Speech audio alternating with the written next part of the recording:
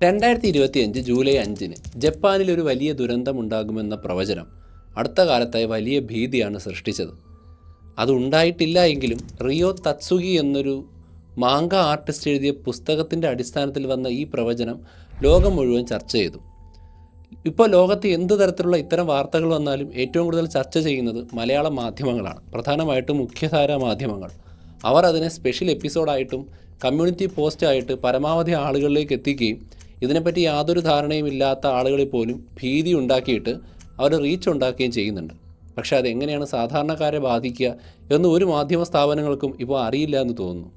ഈ റിയോ തത്സുഗിയെ പലപ്പോഴും ജപ്പാൻ്റെ പുതിയ ബാബ വങ്ക എന്ന് വിശേഷിപ്പിച്ചു. ഈ ബാബ വങ്ക ആരാണ്? ചിലർക്കെങ്കിലും അറിയായിരിക്കും, ഞാൻ പറയാം.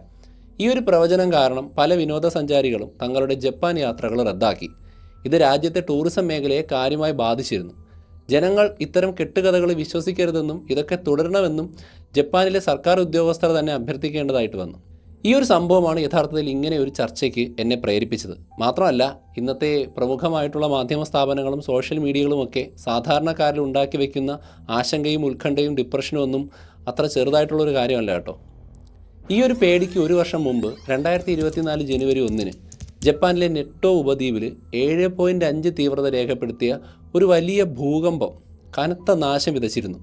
അതുകൊണ്ട് തന്നെ ഇത്തരം പ്രവചനങ്ങളിൽ ആളുകൾ വിശ്വസിക്കാൻ തുടങ്ങിയതുകൊണ്ട് ജാപ്പനീസ് സർക്കാർ ഈ ഒരു ജൂലൈ 5 സംഭവിക്കുമെന്ന് പറയുന്ന ദ്വീപിനടുത്തുള്ള ആളുകളെയൊക്കെ തന്നെ വൻതോതിൽ അവിടെ നിന്ന് മാറ്റിയിരുന്നു. എന്തായാലും നെറ്റോ ഉപദ്വീപിൽ കഴിഞ്ഞ വർഷം സംഭവിച്ച ആ ഒരു രക്ഷാപ്രവർത്തനത്തിനിടയിൽ ഇൻ്റർനെറ്റിൽ മറ്റൊരു ഭൂകമ്പമാണ് ഉണ്ടായത്. പതിറ്റാണ്ടുകൾക്ക് മുൻപ് മരിച്ചുപോയ ബൾഗേറിയൻ പ്രവാചക ബാബ വങ്ക ഈ ഒരു ഭൂകമ്പം മുൻകൂട്ടി പ്രവചിച്ചിരുന്നു എന്നുള്ളതായിരുന്നു ചൂടേറിയ വാർത്ത. ബാബ വങ്കയ്ക്ക് ഇത്രയും പ്രസക്തി മലയാള സമൂഹത്തിനിടയിൽ കൊടുത്തതിൽ മുഖ്യധാര മാധ്യമങ്ങൾക്ക് വലിയ പങ്കുണ്ട്. 2024 ഏഷ്യയുടെ ചില ഭാഗങ്ങളെ തുടച്ചു നീക്കുന്ന ഒരു ഭീകരമായിട്ടുള്ള സുനാമി വരുമെന്നാണ് അവർ പണ്ട് പ്രവചിച്ചിരുന്നത് എന്ന തരത്തിൽ പോസ്റ്റുകൾ ലക്ഷക്കണക്കിന് ആളുകൾ പങ്കുവയ്ക്കാൻ തുടങ്ങിയിരുന്നു. ഒരു നിമിഷത്തേക്ക് നമ്മൾ ഈ കാണുന്ന ലോകം മുൻകൂട്ടി ആരൊക്കെയോ പ്രവചിച്ച ഒരു തിരക്കഥ അനുസരിച്ച് നീങ്ങുകയാണ് എന്ന് എനിക്ക് തോന്നിപ്പോയി. അങ്ങനെയായിരിക്കും നമ്മളെല്ലാവരും ചിന്തിച്ചത്. എന്നാൽ ഇതൊരു ഒറ്റപ്പെട്ട സംഭവമല്ല. എല്ലാ വർഷവും നോസ്ട്രഡാമസിൻ്റെ പ്രവചനങ്ങൾ പൊടിതട്ടിയെടുക്കുന്നതും ഇന്ത്യൻ ചാനലുകളിലെ ജ്യോത്സ്യന്മാർ തിരഞ്ഞെടുപ്പ് ഫലം പ്രവചിക്കുന്നതും ഫ്രൈഡേ ദ 30th എന്ന സിനിമ കാരണം ചിലർക്ക് ആ ദിവസത്തോട് തോന്നുന്ന ഭയവുമെല്ലാം ഇതിൻ്റെ ഭാഗമാണ്. ഈ അടുത്ത സമയത്ത് കാന്താര എന്ന് പറയുന്ന സിനിമയുടെ 2ാമത്തെ ഭാഗം ഇറങ്ങുന്നതിൻ്റെ ചർച്ചകൾ നടക്കുമ്പോൾ അതുമായി ബന്ധപ്പെട്ട് പ്രവർത്തിച്ച ഒരുപാട് പേർക്ക് അപകടങ്ങൾ സംഭവിച്ചത് ഇത്തരത്തിൽ പല ഭീതികളും ആളുകൾക്കിടയിൽ ഉണ്ടാക്കിയതായിട്ട് ഞാൻ വായിച്ചു. ഈ ഒരു അൺസർട്ടനിറ്റി ഉണ്ടാകുന്ന സമയങ്ങളിൽ നമ്മുടെ കാതുകളിൽ മന്ത്രിക്കുന്ന ഒരു ശക്തിയാണ് സത്യത്തിൽ ഈ പ്രഡിക്ഷൻസ്. ഭാവി എന്ന് പറയുന്ന കാര്യം അത്രയ്ക്ക് കുഴഞ്ഞു മറിഞ്ഞ് കിടക്കുന്നതായിട്ട് നമുക്കറിയാം. അതിനെക്കുറിച്ച് മനസ്സിലാക്കാൻ യാതൊരു മാർഗ്ഗവുമില്ല. അതിനാൽ തന്നെ അതൊക്കെ ഒരു തരത്തിൽ മനസ്സിലാക്കാൻ പറ്റുന്ന ഒരു വഴികാട്ടിയാണ് ഇത്തരം പ്രഡിക്ഷൻ എന്ന് നമ്മൾ വിചാരിക്കുന്നു. അത് നമ്മുടെ മോഹങ്ങൾക്കനുസരിച്ച് കൊണ്ടുള്ളൊരു റിസൾട്ടാണ് തരുന്നത് എന്ന് നമ്മൾ വിചാരിക്കുന്നു. സോ നമ്മളതിൽ അഡിക്റ്റ് ആകുന്നു. സൈക്കിക് ഹോട്ട് ലൈനുകൾ മുതൽ ജാതകം വരെ പറയുന്ന ആപ്പുകൾ ഇന്ന് കോടിക്കണക്കിന് ഡോളർ വിലമതിക്കുന്ന രീതിയിലുള്ള വ്യവസായമാണ് കെട്ടിപ്പൊക്കിയിരിക്കുന്നത്. നിങ്ങളുടെയൊക്കെ തന്നെ യൂട്യൂബിൻ്റെ വീഡിയോയ്ക്കിടയിൽ വരുന്ന പരസ്യവും ചിലപ്പോൾ ഈ വീഡിയോയ്ക്കിടയിൽ വരുന്ന പരസ്യവും ഗൂഗിൾ പേയിലൊക്കെ വരുന്ന പരസ്യവും ഒക്കെ തന്നെ ശാസ്ത്രീയമായ കാര്യങ്ങളെക്കാൾ ജ്യോതിഷത്തിന് പ്രാധാന്യം കൊടുക്കുന്ന, ജ്യോതിഷത്തെ വിശ്വസിപ്പിക്കാൻ ഉതകുന്ന തരത്തിലുള്ള കാര്യങ്ങളാണ്. ഒരു വാട്സപ്പ് ചാറ്റിൻ്റെ ഉള്ളിൽ ജ്യോതിഷം തള്ളിക്കളഞ്ഞൊരു വ്യക്തി അവസാനം ജ്യോതിഷത്തിലൂടെ പ്രവചിച്ച കാര്യങ്ങൾ സത്യമായപ്പോൾ അത് അംഗീകരിക്കുന്ന രീതിയിൽ പോലെയുള്ള അബദ്ധജടിലമായിട്ടുള്ള പരസ്യങ്ങൾ ഇപ്പോൾ കാണാൻ കഴിയും. ഇതെല്ലാത്തിൻ്റെയും പിന്നിൽ മനുഷ്യ സഹജമായ ആഗ്രഹങ്ങളാണ്. അടുത്തത് എന്ത് സംഭവിക്കും എന്നറിയാനുള്ള അതിയായ അടങ്ങാത്ത ദാഹം. ഇവിടെയാണ് പ്രധാനപ്പെട്ടൊരു ചോദ്യം ഉയരുന്നത്. ഈ പ്രവാചകന്മാർ കാലത്തിൻ്റെ ഏതെങ്കിലും മറിഞ്ഞിരിക്കുന്ന തലത്തിലേക്ക് ഇറങ്ങി ചെല്ലുകയാണോ, അതോ നമ്മൾ അറിയാതെ നമ്മൾ തന്നെ അവരുടെ പ്രവചനങ്ങൾ രചിക്കാൻ വേണ്ടി സഹായികളായി മാറുകയാണോ? അതായത് നമ്മുടെ സ്വഭാവമാണോ അവരുടെ പ്രവചനങ്ങൾ ശരിയാണെന്ന് തോന്നിക്കാൻ കാരണം? അല്ലെങ്കിൽ അവർ മറ്റേതെങ്കിലും ഡയമെൻഷനിൽ പോയിട്ട് ദൈവവുമായിട്ട് കണക്ട് ചെയ്ത് ഭാവി പറയുകയാണോ? അതിനെയാണ് നമ്മളൊന്ന് ഡിസെക്റ്റ് ചെയ്യാൻ പോകുന്നത്. ഒരു പ്രവചനം സത്യമാകുമ്പോൾ നമ്മൾ കാണുന്നത് ഒരു അത്ഭുതമാണോ, അതോ മനുഷ്യൻ്റെ മനഃശാസ്ത്രവും മാത്തമാറ്റിക്കലായിട്ടുള്ള പോസിബിലിറ്റീസും ഒക്കെയാണോ, അതോ നമ്മുടെ തലച്ചോറിൻ്റെ ഘടനയും അതിൻ്റെ പരിണാമപരമായിട്ടുള്ള ചില പ്രത്യേകതകളുമാണോ? ഈ ഒരു കാര്യം മനസ്സിലാക്കുന്നത് അന്ധവിശ്വാസങ്ങളെ തള്ളിക്കളയാൻ വേണ്ടി മാത്രമല്ല, നമ്മുടെ മനസ്സിൻ്റെ ഓപ്പറേറ്റിംഗ് സിസ്റ്റം എങ്ങനെ പ്രവർത്തിക്കുന്നു എന്ന് തിരിച്ചറിയാനും ഇൻഫർമേഷൻസ്, അത് എത്ര തെറ്റായ ഇൻഫർമേഷൻസ് ആയാലും അത് നമ്മളിലേക്ക് എത്താനുള്ള വഴി കണ്ടെത്തുന്നുണ്ട് എന്നും അത് തെറ്റിദ്ധാരണ ഉണ്ടാക്കുന്നു എന്നും മനസ്സിലാക്കാൻ വേണ്ടിയാണ്. നിങ്ങൾ ബാബ വങ്ക എന്ന് കേൾക്കുമ്പോൾ നിങ്ങളുടെ മനസ്സിലേക്ക് വരുന്നത് 9/11 ആക്രമണത്തെക്കുറിച്ചുള്ള ഒരു അഭിപ്രായമായിരിക്കും. 2 ഉരുക്കു പക്ഷികൾ 2 സഹോദരങ്ങളെ ആക്രമിച്ചു എന്ന് പറയുന്ന രീതിയിലുള്ള ഒരു പ്രവചനം. അല്ലെങ്കിൽ 2000-ന് ശേഷം റഷ്യൻ അന്തർവാഹിനിയായ കുർസ്ക് മുങ്ങുമെന്ന് പറഞ്ഞത്.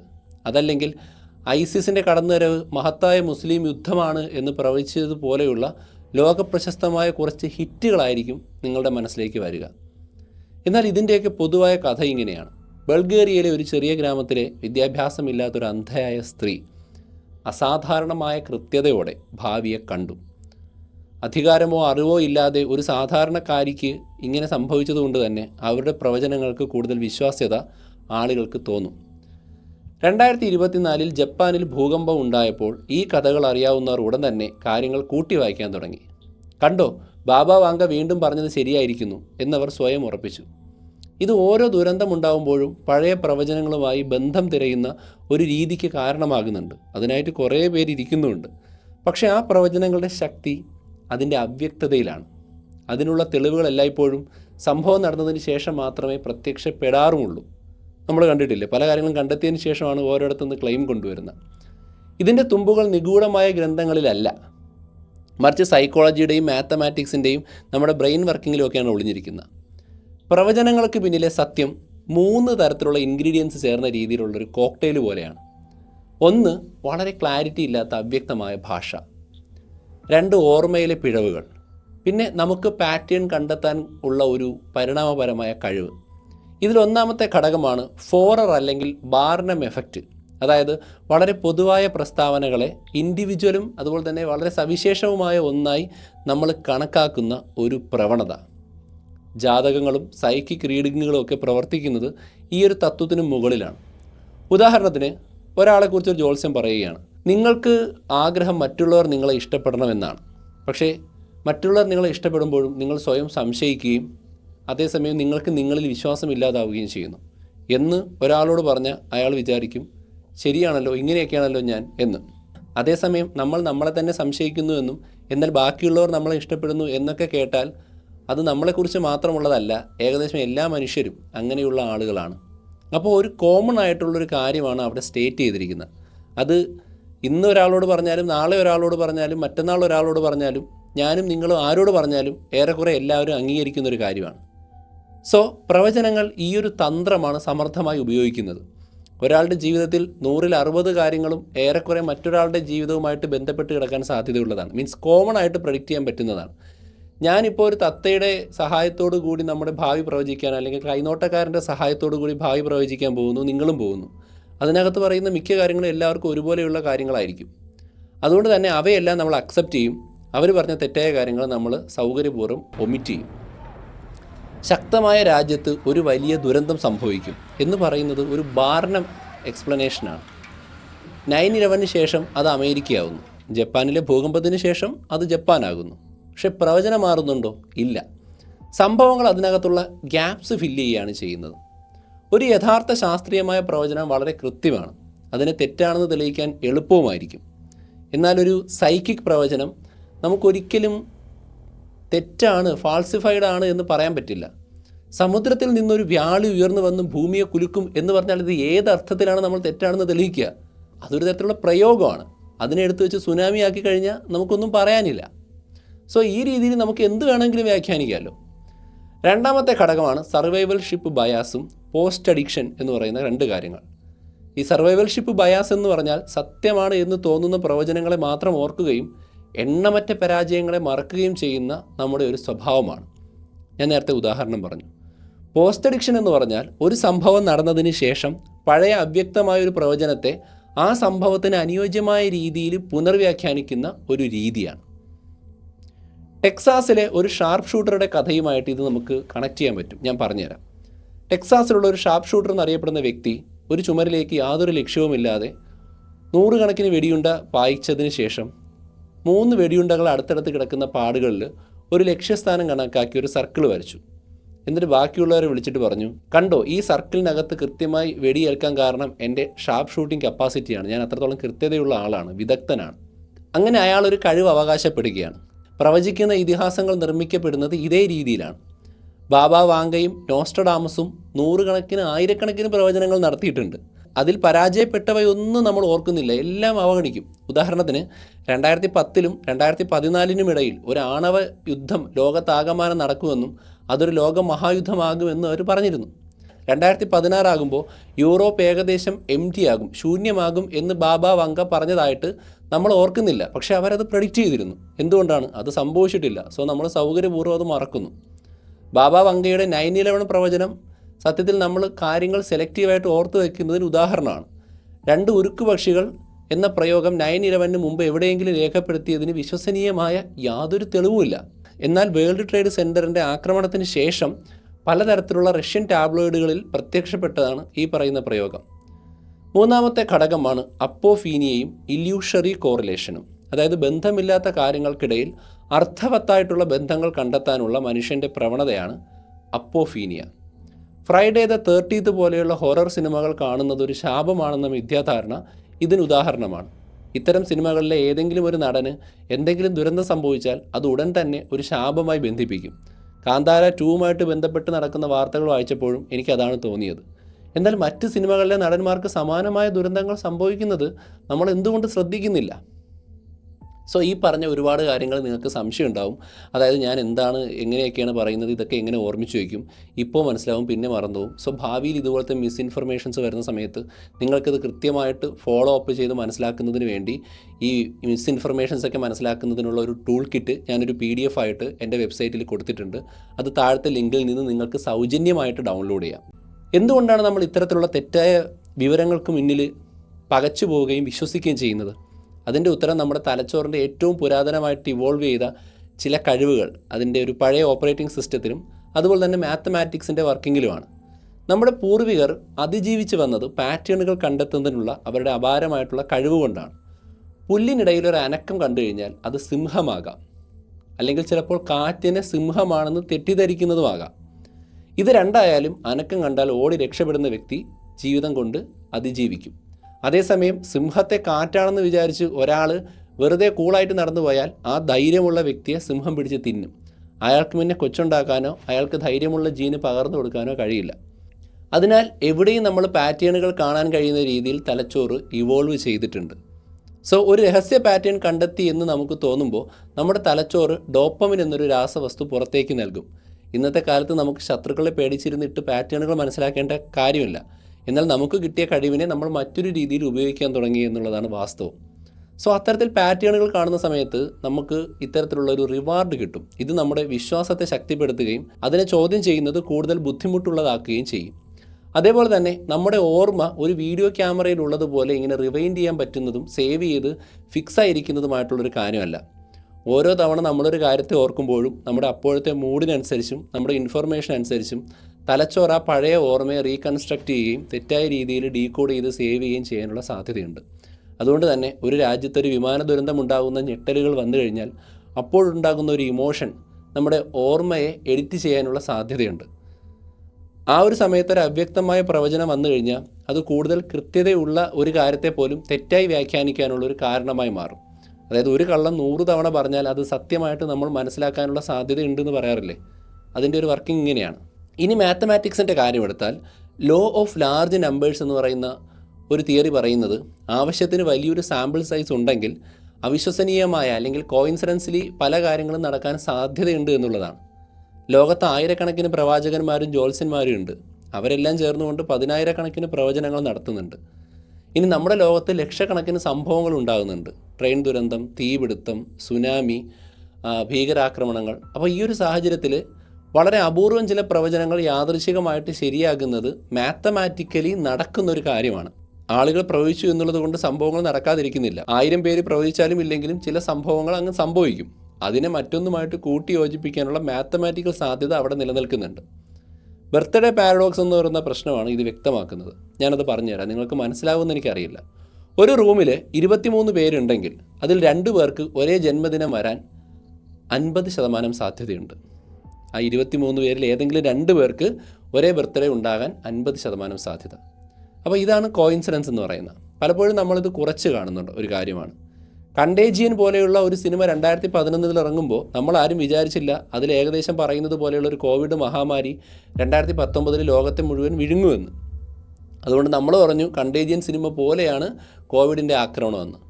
അതുകൊണ്ട് ആ സിനിമ മഹാമാരിയെ പ്രവചിച്ചു എന്ന് നമ്മൾ പറയാറുണ്ട്, നമ്മൾ അത്ഭുതപ്പെടാറുണ്ട്. എന്നാൽ കഴിഞ്ഞ കുറേ വർഷങ്ങളായി നിർമ്മിക്കപ്പെട്ട ആയിരക്കണക്കിന് ദുരന്ത സിനിമകളുണ്ട്, സോംബി സിനിമകളുണ്ട്, കൊറോണ പോലെയുള്ള ദുരന്തങ്ങൾ പടരുന്ന സിനിമകളുണ്ട്. ആ സിനിമകളെല്ലാം കൂടി കണക്കിലെടുക്കുമ്പോൾ ഏതെങ്കിലുമൊക്കെ സിനിമയ്ക്കകത്ത് കൊറോണ പോലത്തെ സംഭവങ്ങൾ വരാനുള്ള പൊതുവായ വിവരങ്ങൾ വരാൻ സാധ്യതയുണ്ട്. കാരണം കൊറോണ പോലെ ലോകം മുഴുവൻ പടർന്നു പിടിക്കാൻ സാധ്യതയുള്ള പല രോഗങ്ങളെക്കുറിച്ചും ശാസ്ത്രലോകം ചർച്ച ചെയ്യുന്നുണ്ടായിരുന്നു. അതുകൊണ്ട് കൊറോണ വന്ന സമയത്ത് നമ്മൾ കമ്പയർ ചെയ്തു. സോ തെറ്റായ പ്രവചനങ്ങളിൽ വിശ്വസിക്കുന്നത് യഥാർത്ഥ ലോകത്ത് ഗുരുതരമായ ചില പ്രത്യാഘാതങ്ങളും ഉണ്ടാക്കാൻ സാധ്യതയുണ്ട് എന്നതാണ് സത്യം. 2012 മായൻ കലണ്ടറിൽ പ്രവചിച്ചിരുന്നത് പോലെ ലോകം അവസാനിക്കാൻ പോവുകയാണ് എന്ന് പറഞ്ഞ് വ്യാപകമായിട്ടുള്ള പ്രശ്നവും ജോലി രാജിവെക്കലും ആളുകൾ ടെൻഷൻ അടിച്ച് ഡിപ്രഷൻ ആവുകയും ആത്മഹത്യ ചെയ്യുകയും ഒക്കെ ചെയ്ത സംഭവങ്ങൾ ഉണ്ടായിട്ടുണ്ട്. അന്ന് ഞാൻ സ്കൂളിൽ പഠിക്കുകയാണ്. എനിക്കിപ്പോഴും ഓർമ്മയുണ്ട് എനിക്കുണ്ടായിരുന്ന ടെൻഷൻ. ഹെവൻസ് ഗേറ്റ് എന്ന് പറയുന്ന പ്രത്യേക തരത്തിലുള്ള വിചിത്രമായ കൾട്ടുകൾ പലതരത്തിലുള്ള പ്രവചനങ്ങളുടെ അടിസ്ഥാനത്തിൽ ആത്മഹത്യ ചെയ്ത ആളുകളുടെ ജീവഹാനി വരുത്തുന്നതിന് കാരണമായിട്ടുണ്ട്. അതുകൊണ്ട് തന്നെ ചെറിയ തരത്തിൽ ദുഃഖിതരെയും നിരാശരെയും ചൂഷണം ചെയ്തുകൊണ്ട് നടക്കുന്ന ഒരു വലിയ ബിസിനസ് വ്യവസായത്തിന് ഇന്ധനം നൽകലാണ് ഇത്തരം അന്ധവിശ്വാസങ്ങളുടെ ഏറ്റവും വലിയ ഊർജ്ജം. തെറ്റായ പ്രതീക്ഷകൾ നൽകി അവർ ആളുകളിൽ നിന്ന് പണം നിരന്തരം തട്ടിയെടുക്കുന്നു. ദുർമന്ത്രവാദികളും ആഭിചാര ക്രിയകൾ ചെയ്യുന്നവരും ബലി കൊടുക്കുന്നവരും ഒക്കെ തന്നെ സത്യത്തിൽ എക്സ്പെക്റ്റ് ചെയ്യുന്നത് എന്തെങ്കിലുമൊക്കെ റിസൾട്ടാണ്. അതിനുവേണ്ടി അവർ ഉണ്ടാക്കിയ പണം മൊത്തം കൊടുക്കും. കാരണം അവിടെ ഇമോഷനാണ് വർക്ക് ചെയ്യുന്നത്. എന്നാൽ യഥാർത്ഥത്തിൽ പ്രവചിക്കുന്നത് ആരാണ്? അത് ശാസ്ത്രജ്ഞരും എഞ്ചിനീയർമാരും ഡാറ്റ അനലിസ്റ്റുകളുമാണ്. അവരുടെ പ്രവർത്തനം വളരെ സുതാര്യവും സാധ്യതകളെ അടിസ്ഥാനമാക്കിയുള്ളതും എവിഡൻസിനെ വച്ചുള്ളതുമാണ്. തെറ്റാണെന്ന് തെളിയിക്കാൻ നമുക്ക് പറ്റുകയും ചെയ്യും. ഉദാഹരണത്തിന് ഇന്ത്യയിലെ ഒരു സംഭവം തന്നെ ഞാൻ പറയാം. ഇന്ത്യയുടെ സൈക്ലോൺ ട്രാക്കിംഗ് സംവിധാനം എന്ന് പറയുന്നത് 1999 സ്ട്രോങ് ആയിരുന്നില്ല. അന്ന് ഒഡീഷയിൽ ഒരു സൂപ്പർ സൈക്ലോൺ 10,000-ലധികം ആളുകളെ ഒറ്റയടിക്ക് കൊന്നുകളഞ്ഞു. എന്നാൽ പിന്നീട് ഒരു 20 വർഷം കഴിഞ്ഞ് 2019 ആയപ്പോൾ സമാനമായിട്ടുള്ള ഫോനി ചുഴലിക്കാറ്റ് ഒറീസയിൽ വീശിയടിച്ചപ്പോൾ ശാസ്ത്രീയമായ മുന്നറിയിപ്പുകൾ ഉണ്ടായിരുന്നു, സാറ്റലൈറ്റുകൾ ഉണ്ടായിരുന്നു, നമുക്ക് കൃത്യമായിട്ടുള്ള ഈ പ്രീ പ്രഡിക്ഷൻ പ്ലാനുകൾ ഉണ്ടായിരുന്നു. അതിലൂടെ നമ്മൾ 10,000-കണക്കിന് ലക്ഷക്കണക്കിന് ആളുകളെ മാറ്റി പാർപ്പിച്ചു. അതുകൊണ്ട് തന്നെ യാദൃച്ഛികമായി അത്രയും വലിയ ആക്രമണത്തിൽ 100-ൽ താഴെ ആളുകൾ മാത്രമേ മരണപ്പെട്ടുള്ളൂ. അത് വളരെ ചെറിയ സംഖ്യയാണ്, അല്ലെങ്കിൽ ജീവന് വിലയില്ല എന്ന് ഞാൻ പറഞ്ഞതല്ല. 10,000-വുമായി കമ്പയർ ചെയ്യുമ്പോൾ അത്രയും ഭീകരമായ ഒരു കൊടുങ്കാറ്റിൽ നമ്മൾ ഒരുപാട് ആളുകളെ രക്ഷിക്കാനുള്ള കാരണം നമ്മൾ നല്ല രീതിയിൽ കാലാവസ്ഥ പ്രവചിച്ചതുകൊണ്ടാണ്. അതുപോലെ തന്നെ നമ്മളിപ്പോൾ നോക്കുമ്പോൾ പലതരത്തിലുള്ള കാലാവസ്ഥാ പ്രവചനങ്ങളിൽ 80% മഴ പെയ്യാൻ സാധ്യതയുണ്ട് എന്നും നമ്മൾ കുടയെടുക്കണമെന്നും അല്ലെങ്കിൽ കാറ്റ് വരാൻ സാധ്യതയുണ്ട്, മത്സ്യത്തൊഴിലാളികൾ കടലിൽ പോകരുത് എന്നൊക്കെ പറയുന്നത് പ്രവചനങ്ങളാണ്. അതിൽ വലിയൊരു ശതമാനം സാധ്യതയിൽ സംഭവിക്കാൻ ഇടയുണ്ട്, ചിലപ്പോൾ സംഭവിക്കില്ല. പക്ഷേ എന്തുകൊണ്ടാണ് അല്ലാത്ത രീതിയിലുള്ള ഇത്തരം പ്രവചനങ്ങൾ നമ്മുടെ ഉള്ളിലേക്ക് നിരന്തരം വരുന്നത്? അതിന് കാരണം സോഷ്യൽ മീഡിയയുടെ AI അൽഗോരിതങ്ങളാണ്. പേടിയും ഞെട്ടലും ഉണ്ടാക്കുന്ന ഉള്ളടക്കങ്ങൾ നമ്മൾ കൂടുതലായിട്ടും ക്ലിക്ക് ചെയ്യാനുള്ള സാധ്യത ഉള്ളതുകൊണ്ടും ഇന്നത്തെ കാലത്ത് ജേർണലിസത്തിൻ്റെ ഉള്ളിൽ യാഥാർത്ഥ്യം പറയുന്നതിനേക്കാൾ കൂടുതൽ ഇത്തരം വികാരങ്ങളെയും ഞെട്ടലുകളെയും ഒക്കെ ഉണർത്തുന്ന വാർത്തകൾക്കാണ് വ്യൂസും അതിലൂടെ കൂടുതൽ റീച്ചും പരസ്യ വരുമാനവും കിട്ടുക എന്നുള്ളതുകൊണ്ടും മീഡിയകൾ പലപ്പോഴും ഫോളോ ചെയ്യുന്നത് അത്തരം ഇൻഫർമേഷൻസാണ്. ഞാൻ ഈ ഒരു വിഷയത്തെ സപ്പോർട്ട് ചെയ്തുകൊണ്ട് പ്രവചനങ്ങൾ ശരിയാകുന്നു എന്ന് പറഞ്ഞൊരു വീഡിയോ ചെയ്തിരുന്നുവെങ്കിൽ ഇപ്പോൾ നിങ്ങൾ ഈ വീഡിയോ കാണുന്ന വ്യൂസിനേക്കാൾ കൂടുതൽ വ്യൂസ്, 2-3 ഇരട്ടി വ്യൂസ് എനിക്ക് ഉണ്ടാകുമായിരുന്നു. പക്ഷേ ഈ വ്യൂസ് പറഞ്ഞാലും കാണുന്ന കുറേ ആളുകൾക്ക് ഇത് മനസ്സിലാകും എന്നുള്ളത് കൊണ്ടാണ് ഞാൻ പച്ചയായിട്ട് പറയുന്നത്. നമ്മുടെ മാധ്യമങ്ങൾ ഇപ്പോൾ പോകുന്ന വഴി ഒട്ടും ശരിയല്ല. അവർ ഞെട്ടലും ഭയവും ഉണ്ടാക്കുന്ന വാർത്തകൾക്ക് പിന്നാലെ പോവുകയാണ്. ബിവെയർ. അതിനാൽ തന്നെ ഒരു പ്രവചനത്തെക്കുറിച്ചുള്ള കോലാഹലത്തിൽ കെട്ടുകിടക്കുന്നൊരു പോസ്റ്റ് നിങ്ങൾ കാണുകയാണെങ്കിൽ അതിൻ്റെ ശാസ്ത്രീയ വിശദീകരണത്തെക്കാൾ വേഗത്തിൽ പ്രചരിക്കുക അതിൻ്റെ കള്ളത്തരങ്ങളായിരിക്കും. മാധ്യമങ്ങൾ പലപ്പോഴും പ്രവചനങ്ങളെ ഒരു വിനോദമായിട്ടാണ് ഇപ്പോൾ കാണുന്നത്. ഒരു സൈക്കിക്കിൻ്റെ അവകാശവാദങ്ങളെ ഒരു ശാസ്ത്രജ്ഞൻ്റെ വിശകലനത്തെക്കാൾ നന്നായിട്ട് അവതരിപ്പിക്കാൻ കഴിയും. പക്ഷേ അവിടെ അശാസ്ത്രീയമായ അർഹിക്കാത്ത വിശ്വാസ്യത ആളുകൾക്കിടയിൽ ഉണ്ടാകാനും പേടിക്കാനും ആളുകൾക്ക് കൂടുതൽ അങ്ങനത്തെ കോണ്ടൻറ്റ് വരാനും സാധ്യതയുണ്ട്. ദയവായി ശ്രദ്ധിക്കുക മാധ്യമപ്രവർത്തകരെ. അതുകൊണ്ട് തന്നെ അടുത്ത തവണ നിങ്ങൾ ഓൺലൈനിൽ ഒരു പ്രവചനം കാണുമ്പോൾ ഈ 3 ചോദ്യങ്ങൾ ചോദിക്കുക. 1, ഇതിൻ്റെ സോഴ്സ് എവിടെ നിന്നാണ്? 2, ഇതിൻ്റെ ഭാഷ അവ്യക്തമാണോ? 3, അതിൻ്റെ സോഴ്സുകൾ പണ്ട് എത്ര തവണ പരാജയപ്പെട്ട പ്രവചനങ്ങൾ നടത്തിയിട്ടുണ്ട്? ഈ ഒരു പ്രഡിക്ഷൻ പാരഡോക്സ് മനസ്സിലാക്കുന്നത് നമുക്ക് കാര്യങ്ങൾ സംശയത്തിലോട്ട് പോകാനല്ല, മറിച്ച് വിവരങ്ങളും വിവേകങ്ങളും ഉപയോഗിച്ചുകൊണ്ട് വ്യക്തമായിട്ട് നമുക്കിത് മനസ്സിലാക്കാൻ വേണ്ടിയാണ്. ഏറ്റവും മികച്ച പ്രവചനങ്ങൾ നമുക്ക് തരുന്നത് പ്രവാചകന്മാരല്ല, അത് നമ്മുടെ സ്വന്തം യുക്തിയും സഹകരണവും ശാസ്ത്രബോധവും സൃഷ്ടിക്കുന്നതിലൂടെയാണ് രൂപപ്പെടുന്നത്. അല്ലാതെ ഒരിക്കലും ഈ പറയുന്ന മുഖ്യധാരാ മാധ്യമങ്ങൾ പറഞ്ഞു അതുകൊണ്ട് ശരിയാവാൻ സാധ്യതയുണ്ട് എന്നുള്ള രീതിയിലേക്ക് ചിന്തിക്കാതിരിക്കുക. ആ കാലമൊക്കെ കഴിഞ്ഞു. ഇന്ന് ഈ പറയുന്ന യാതൊരു അടിസ്ഥാനമില്ലാത്ത മാധ്യമ പ്രവർത്തനവും മുഖ്യധാരാ മാധ്യമങ്ങളും തമ്മിലുള്ള അകലം കുറഞ്ഞു കുറഞ്ഞു വരികയാണ്. സത്യം കണ്ടെത്താൻ ഇനിയും വഴികൾ തേടേണ്ടി വരും. പരസ്യ വരുമാനത്തിന് പുറകെ പോകുമ്പോൾ അവർക്ക് ചില രാഷ്ട്രീയ ബിസിനസ് താല്പര്യങ്ങൾ സംരക്ഷിക്കേണ്ട ആവശ്യകതയുണ്ടാവും. ഫണ്ടിങ്ങിൻ്റെ സോഴ്സ് അവർക്ക് കൃത്യമായി നിലനിർത്തേണ്ടി വരും. അവതാരകരുടെ പെർഫോമൻസിലൂടെ PR റേറ്റിങ്ങുകൾ നിലനിർത്തേണ്ടി വരും. സോ അതൊന്നും എക്സ്പെക്റ്റ് ചെയ്യേണ്ട. ഇന്നത്തെ കാലത്ത് സത്യം അറിയാൻ അല്പം ബുദ്ധിമുട്ടുണ്ട്. അതിനായിട്ടുള്ള സോഴ്സുകൾ നിങ്ങൾ തപ്പുക. നന്ദി.